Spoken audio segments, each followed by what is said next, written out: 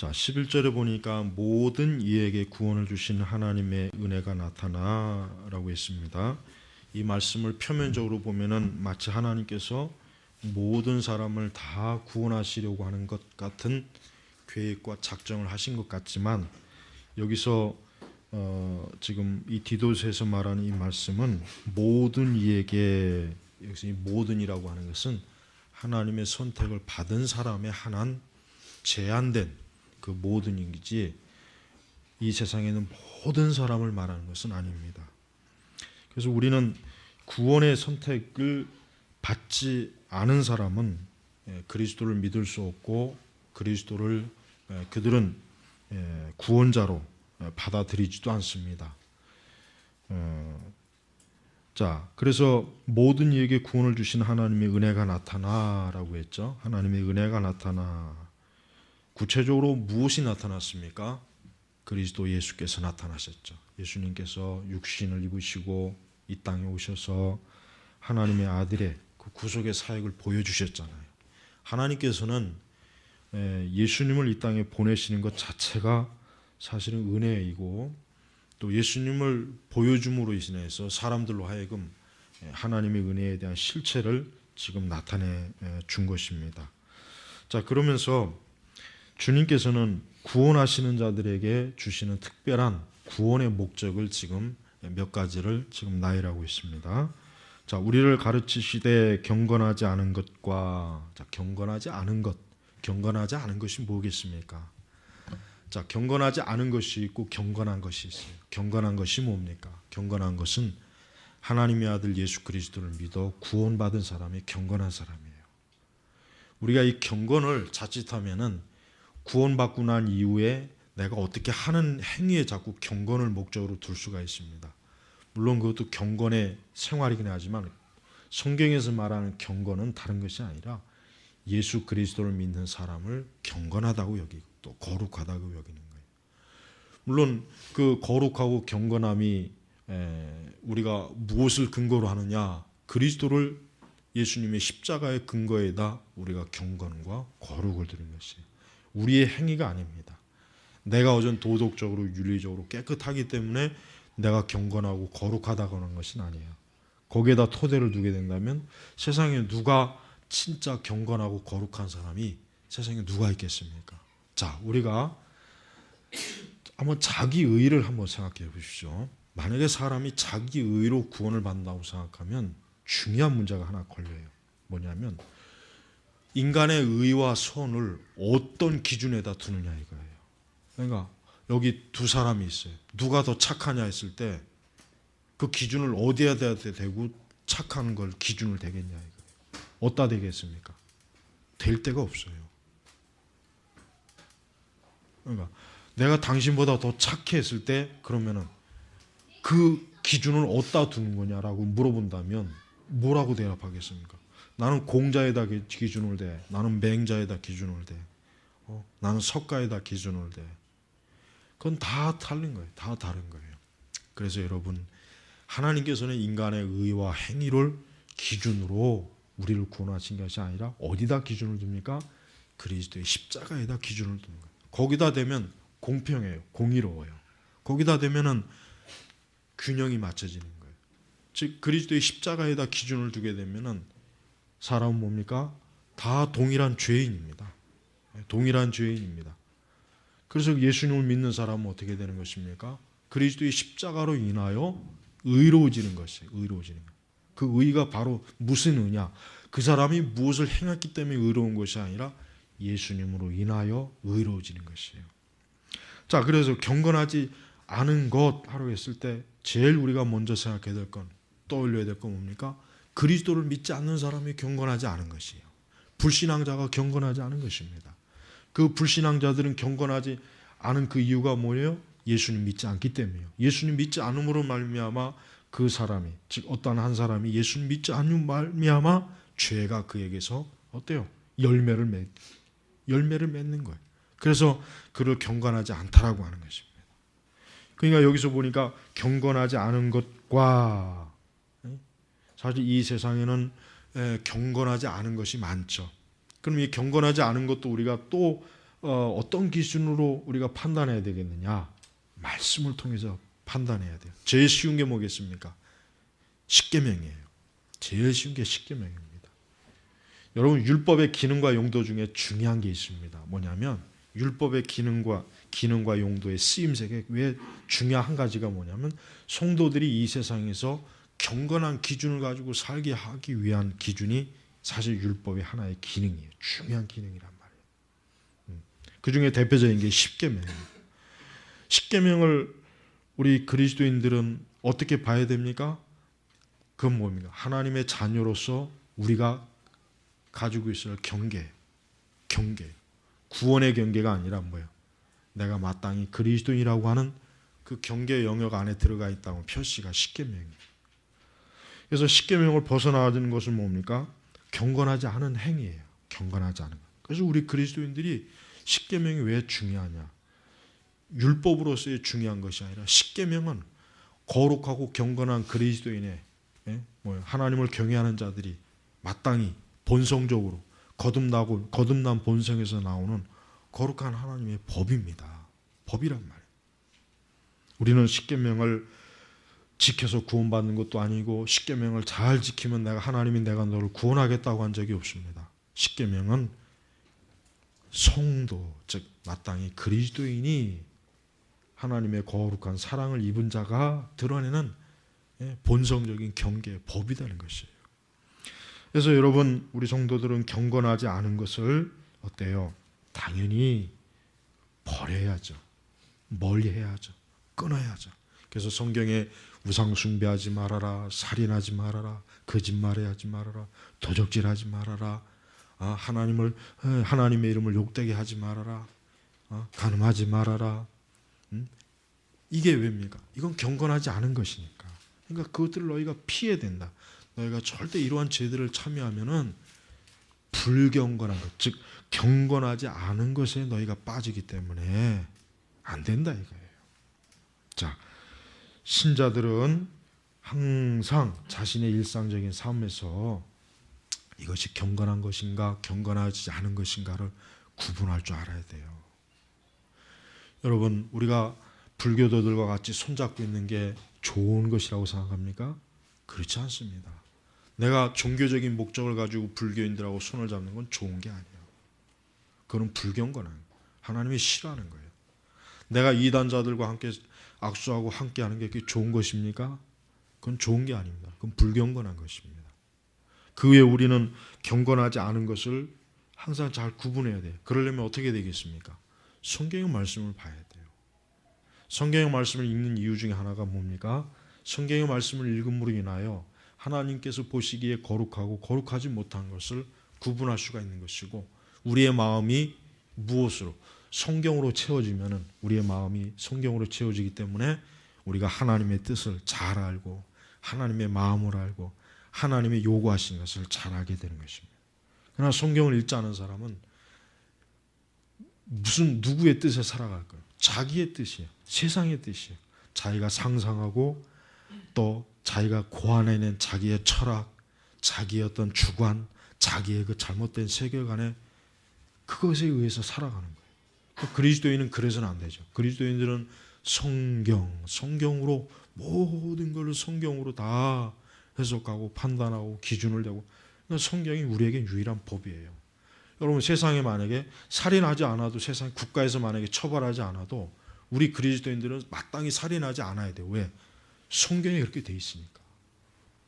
우리는 이 세상의 법을 가지고 사는 사람이 아니라 하나님의 법을 가지고 사는 사람입니다. 그러니까 성도가 도덕과 윤리적인 차원을 가지고 성도를 규정하는 건 아주 잘못된 거예요. 우리가 도덕과 윤리를 무시하자는 건 아닌데, 도덕과 윤리보다 더 높은 차원, 즉 하나님의 신적인 말씀의 차원에서 성도들이 믿고 살아가는 건데, 세상의 법을 겨우 그 법의 기준으로 우리가 산다면 얼마나 우리가 낮아진 겁니까? 하나님의 자녀가 이 세상 자녀의 수준으로 떨어지는 거예요. 그 다음에 뭡니까? 세상 정욕을 버리고, 세상 정욕. 이 세상의 정욕이라고 하는 것은 다양해요. 세상의 정욕이라고 하는 게 꼭 나쁜 형태, 그 아주 지독스러운 정욕의 형태만 정욕이 아니에요. 중요한 건 뭐겠습니까? 세상의 정욕이라고 하는 것은 뭐예요? 하나님을 온전히 따르게 하지 못하는 것들은 다 세상의 정욕이에요. 예. 하나님을 온전히 따르게 하지 못하는 것 세상에 그건 다 정욕이에요. 내가 골프 치느라고 교회를 못 나오고 예배를 못 드리면 그 골프는 세상의 정욕입니다. 내가 이 세상에 어떤 건전한 문화라고 할지라도 그 문화 때문에 내가 성경을 등한히 하고 기도를 등한히 하고 교회를 등한히 한다면 그거 세상 정욕입니다. 그러니까 우리 그리스도인들이 이 세상 정욕이라고 하는 기준을 잘 봐야 돼요. 그러니까 어떤 그리스도인 나는 세상 정욕에 빠진 적이 없습니다. 나는 술도 안 먹고 담배도 안 피고 나는 뭐 그렇게 나쁜 짓 하지 않습니다. 그런 사람들이 많이 있는데 그건 너무 폭이 좁은 것입니다. 더 넓고 더 깊이 봐야 됩니다. 이 세상 정욕이라고 하는 것이 그렇게 만만한 게 아니란 말이에요. 아주 이 세상 정욕이라고 하는 것이 의외로 지극히 정상적이고 당연한 게 때로는 우리에게 세상 정욕으로 딱 우리의 발목을 잡아서 우리가 더 하나님께 가까이 나가지 못하게 하는 그런 요소가 될 수가 있어요. 그래서 여러분 세상 정욕을 버려야 됩니다. 분명히 버리라고 했어요. 그 다음에 신중함과 의로움과 신중함과 의로움이란 뭡니까? 신중합니다. 그건 뭡니까? 우리가 사는 이 세상에 어떻게 그리스도인으로서 합당하게 살 것인지를 항상 깊이 생각하고 그것을 항상 깊이 늘 잘 분별하고 분석할 줄 알아야 되는 것이에요. 그게 신중함이에요. 그래서 우리 그리스도인들은 그냥 아무나 다 받아들이지 않습니다. 이것이 좋대. 이게 괜찮대. 그런다고 해서 우리는 쫓아가지 않아요. 이것이 정말 말씀에 비춰봤을 때 좋은 것인가? 합당한 것인가? 이것이 정말 그리스도께서 기뻐하실 만한 것인가? 하나님이 기뻐할 만한 것인가? 신중하게 생각하요. 신중하게. 오늘날 교회는 신중하지가 못해요. 오늘날 교회는 너무 신중하지 못하고 너무 생각 없는 목회자들과 성도들이 교회를 다 망쳐버려요. 신중하지 못해요. 뭔가 진지하게 고민하고 깊이 생각해서 이것이 합당한 것인가 아닌가를 따져 묻기를 싫어해요. 경솔한 거죠. 신앙의 경솔함은 재앙입니다. 신앙의 경솔함은 재앙이에요. 우리가 왜 천주교인들과 왜 하나가 될 수 없습니까? 그들은 이교도들이에요. 그 사람은 우상 숭배자들이에요. 신중하게 생각해보면 다 나와요. 그래서 우리는 거부하는 거예요. 우리는 단순히 우리 자신의 종교가 아니면은 다른 종교는 다 나빠 이게 아니에요. 진리냐 아니냐 차원이에요. 진리가 아니기 때문에 우리가 거부하는 거예요. 내 종교가 아니니까 거부하는 게 아니라 저들은 진리가 아니기 때문에 거부하는 거예요. 저들은 복음이 아니니까, 저들은 구원이 없으니까, 저들에게는 생명이 없으니까 우리는 거부하는 것이지 어떤 독단적 맹목적 배타심이 아니란 말이에요. 맹목적 배타심은 나쁜 거죠. 맹목적 배타심은 아닙니다. 종교다운주의자들은 종교다운주의를 거스르는 자들을 맹목적 배타주의로 여겨요. 그 사람들 저들은 무조건 다 나쁘다고 하는 사람들이야. 저들은 우리를 그렇게 여겨요. 그것이 아닙니다. 성경에서 아니라고 하니까, 죄라고 하니까, 나쁘다고 하니까 우리가 거부하는 거예요. 우리가 왜 예수 그리스도의 절대성을 왜 주장한 줄 아십니까? 정말 예수님밖에는 구원이 없으니까. 단순합니다. 그 이유 하나 왜 다른 이유는 없어요. 또한 의로움과 그렇습니다. 자, 그리스도인들이 이미 의로워졌습니다. 누구로 인하여? 그리스도인아 이미 의로워졌어요. 십자가에서 이미 의로워졌습니다. 그런데도 의로움을 추구하는 이유가 뭡니까? 우리가 더더욱 그리스도의 의에 합당한 우리 믿음 생활, 믿음을 갖는 거예요. 우리는 우리 자신의 의를 추구하는 것이 아니라 뭡니까?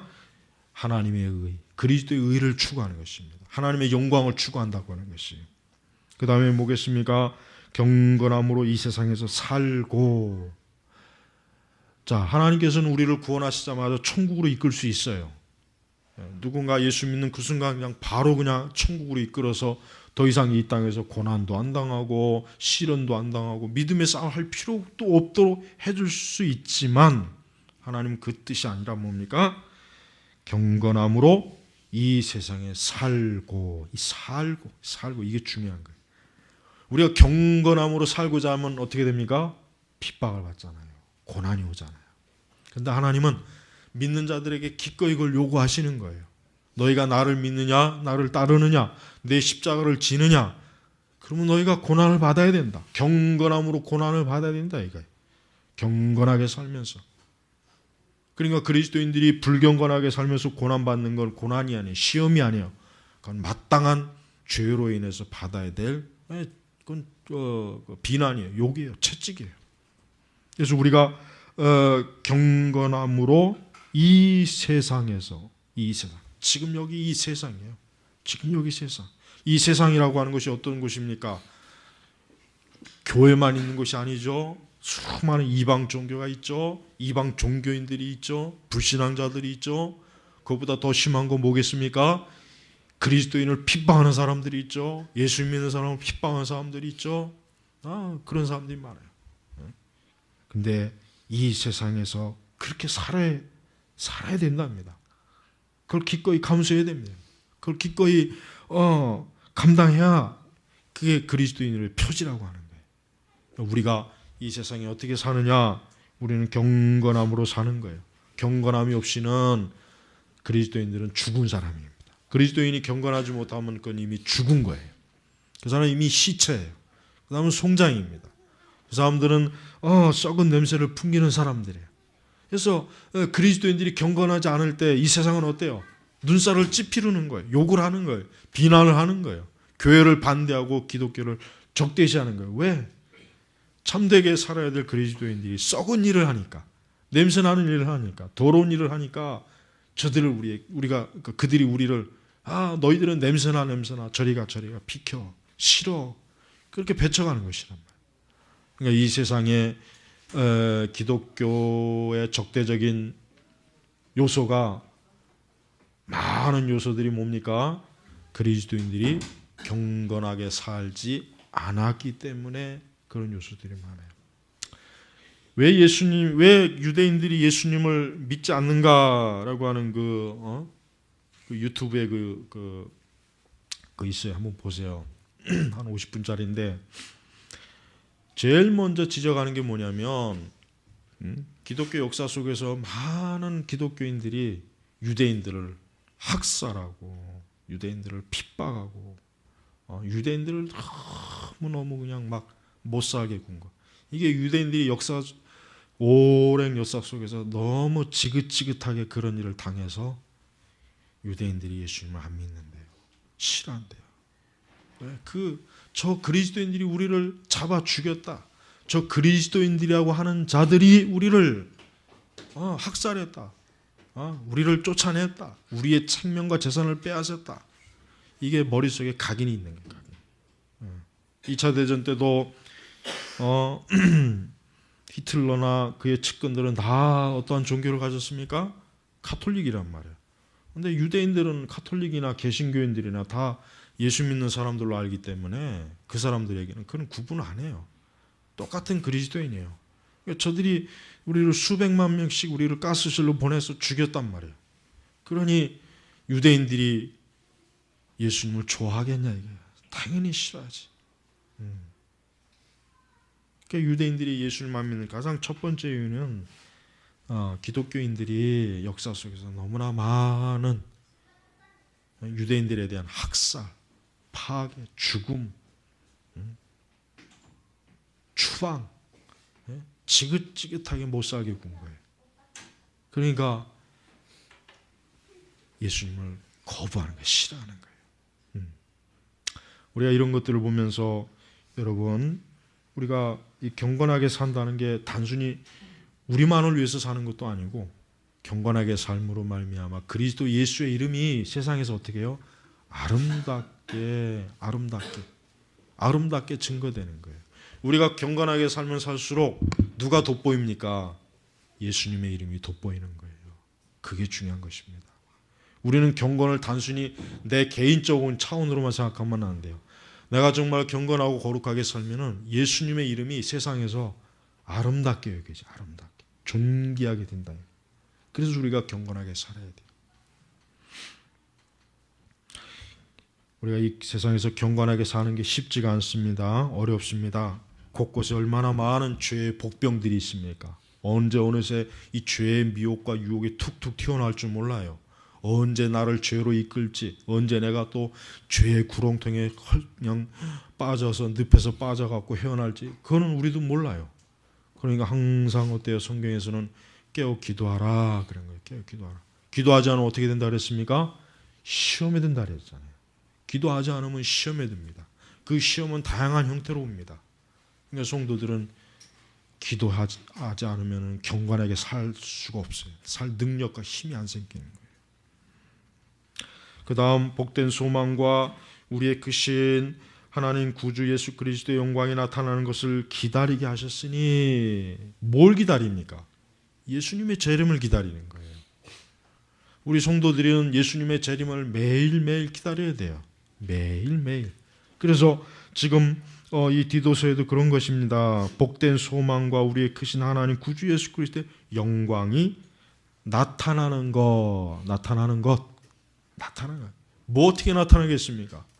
예수님의 재림이죠. 영광스럽게 예수님이 심판주로 이 세상에 오시는 거예요. 그걸 우리 성도들이 기다리는 거예요. 지금. 기다리는 거예요. 그것만 학수고대하는 거예요. 성도는 그리스도의 영광이 예수님께서 재림하실 것을 기다립니다. 그걸 사무치게 기다립니다. 사실 이 기다리는 마음이 제일 커야 돼요. 참된 성도라면은 그리스도의 영광이 나타나는 것을 아마 가장 소망할 겁니다. 다른 것을 더 소망할 수는 없어요.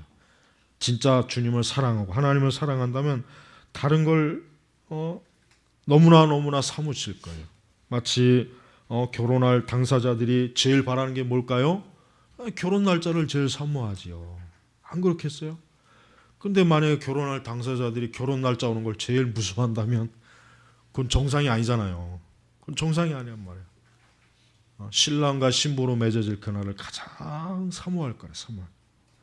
그렇다면 우리가 그리스도의 신부라면, 진정한 신부라면 누굴 기다리겠습니까? 예수님과 혼인잔치할 날을 가장 기다릴 거 아니겠어요? 그날이 주의 재림의 날이란 말이에요. 우리는 예수님의 재림을 이상한 종말론과 자꾸 깊이 연관시키면 안 돼요. 그건 위험합니다. 우리는 설령 그런 걸 몰라도 괜찮아요. 그러나 한 가지는 알아야 돼요. 속기에 정말 우리의 신랑 되신 그분이 빨리 오셔서 내가 그분과 함께 영원한 언약의 결혼, 어린 양 혼인잔치를 했으면 좋겠다. 이게 유일한 우리 성도들의 복된 소망. 그래서 복된 소망, 이 복된 소망이 그냥 소망이 아니라 복된 소망, 영원한 영광, 그리스도께서 오시는 영광, 이 소망이 그냥 복되다고 지금 표현한 것입니다. 14절엔 또 뭡니까? 그분께서 우리를 대신하여 자신을 주신 것은 이걸 뭐라고 합니까? 신학 용어로 대속제물, 속제물이라고 해도 되고 대속제물이라고 돼요. 우리를 대신해 십자가에서 날 대신해서 예수님이 죽으셨잖아요. 우리를 모든 불법 우리가 범죄한 것, 내가 하나님께 범죄한 것, 거기서 구속하시고 구속만 한 겁니까? 깨끗하게 하시고 그리스도의 피로 씻어주시고 그 다음에 또 뭡니까? 거기서 끝나는 것이 아니라 선한 일에 열심을 내는, 여기서 말하는 선한 일은 뭐겠습니까? 빛과 소금의 사이겠죠. 경건한 삶이겠죠. 거룩한 삶이겠죠. 선한 일에 열심을 내는 선한. 그러니까 여러분 오늘 이 말씀을 읽어본다면 오늘날 우리 기독교가 이러한 평판을 세상에서 듣고 있습니까? 전혀 안 듣잖아요. 우리나라에 그렇게 대형 교회가 전 세계에서 제일 많다고 하지만 대형 교회가 그렇게 많다고 해가지고 우리나라 한국 사회에서 야 그리스도인들은 참 선한 열심을 낸다 이런 소문이 여러분 들어봤습니까? 거의 참 들어보기가 힘들어요. 물론 숨은 일도 많이 있으니까 선한 숨은 일도 많이 있을 거예요. 그런데 안타깝게도 사람은 본성적으로 좋은 소식보다 나쁜 소식을 즐겨 듣는단 말이에요. 이게 사람의 본성이거든요. 사실 선한 일에 열심을 내는 선한 일. 그러니까 이 세상에서 그리스도인들은 선한 자로서 열심을 내는 거예요. 의롭고 경건하고 거룩하고 바른 일에 열심을 내는 거예요. 그리고 악한 일에는 열심을 내면 안 되겠죠. 악한 일은 주의해야 되죠. 악한 일은 다 정리해야 되겠죠. 그리고 자신의 소유된 백성이 되게 하시려는 것이다. 그렇죠. 누구의 소유된입니까? 그리스도의 소유된 백성. 아까 선민 구별되었다 그랬죠? 바로 그거예요. 구별된 백성, 선민, 그리스도인, 천국 백성, 하나님의 자녀. 이게 다 뭐예요? 자신의 소유된 백성이 되게 하려 되게 하시는 것이다. 그러니까 하나님의 백성이 되려면은 이래야 된다. 이거 이래야 된다. 이래야 된다. 아까 앞절의 말씀이 다 들어가는 거예요. 경건하지 않은 것, 세상 정욕 버리고 신중하고 의롭고 경건함으로 세상에 살고 예수님이 오실 소망을 가지고 모든 불법에서 구속하셔서 나를 깨끗게 하시고 선한 일을 열심히 내게 하신 것은 하나님의 소유된 백성, 하나님의 것이 되게 하려 함이라. 자기의 것이 되게 하라. 완전히 하나님의 것으로 뭡니까? 이 구분시키는 구분시켜. 자, 이렇게 하나님께 구원받는 자는 이렇게 벌써 우리가 12절, 13, 14 세 절만 읽어봤지만 벌써 하나님께 속한 자들은 달라요. 그렇죠. 분명하게 다르고 명확한 구분이 경계선이 딱 지어져 있어요. 그러니까 우리 지금 이 세상에서 교회와 세상은 경계선이 딱 지어져 있어야 되고 신자와 불신자는 경계선이 지어져 있어야 되는데 실제로 우리가 이 세상에 보니까 구분이 안 지어져 있잖아요. 구분이 안 지어져 있고 어디까지 양새끼인지 어디까지가 염소 새끼인지 구분이 안 가잖아요. 그러니까 교회가 얼마나 하나님 말씀의 기준에 미치지 못하는지 우리가 오늘 읽은 몇 구절 말씀만 봐도 우리가 참 애통하고 통곡을 하고 회개하면서 하나님 앞에 깊이 우리 자신을 참 부끄러운 우리의 죄들을 주 앞에 회개될 것입니다. 그러나 여러분 지금 있는 그 신앙의 자리에서 여러분 항상 열심을 내십시오. 낙심하거나 낙담할 필요는 없어요. 지금 있는 그 자리에서 내가 더 오늘 이 말씀에 순종하려고 하는 그 믿음의 열심을 내면 돼요. 우리의 신앙은 잘하면 됩니다. 멈추지만 않으면 돼요. 계속해서 잘하면 돼요. 어떤 사람은 더 빨리 잘할 수 있고 늦게 잘할 수는 있겠지만 하여튼 잘하기만 하면 돼요. 여러분이 오늘 말씀에 나와 있는 이와 같은 하나님께서 우리에게 말씀하신 이 신앙으로 잘한다면 여러분은 지금 복된 소망을 가지고 있는 진정한 그리스도인입니다. 오늘 이 말씀을 여러분이 마음에 품고 특별히 13절의 말씀을 특별히 마음에 품으십시오. 하나님 구주 예수 그리스도의 영광이 나타나는 것을 기다리게 하셨으니 우리는 지금도 기다리고 있어요. 주님의 오심을 기다리고 있어요. 기다리는 건 우리의 기다림은 좋은 것입니다. 소망이 있는 것입니다. 헛된 것이 아닙니다. 그리고 끝이 있습니다. 그 때가 있습니다. 우리의 기다림이 반드시 성취될 그 날이 있다고 하는 걸 여러분 믿으시고 우리의 믿음이 확고하다는 것을 여러분이 꼭 간직하시길 바랍니다. 기도하겠습니다. 아버지 하나님 감사합니다. 우리에게 참으로 복된 소망을 주시고 우리가 그리스도의 영광에 참여하게 하시니 감사합니다. 또 우리를 대신하여서 모든 죄와 불법에서 건지시고 우리를 하나님의 거룩한 자녀로 세우신 것 감사합니다. 우리 선민교회 성도들이 이 영광스럽고 이 존귀함을 일생토록 간직하며 귀하게 여기고 하나님을 공경하는 자로서 살게 하옵소서. 예수님의 이름으로 기도 올렸습니다. 아멘.